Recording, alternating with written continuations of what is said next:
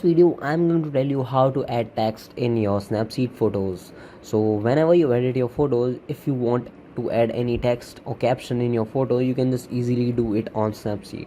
So for that you need to click on tools and click on text here.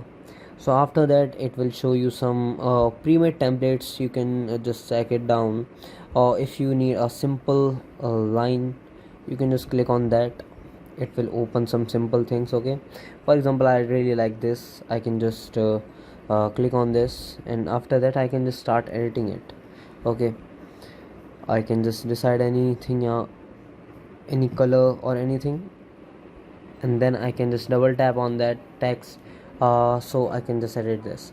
For example, no pain, no gain. This is the text I want on my photo. I can just add this text on my photo. Very simple, very easy. So this is how you can add text on your photo.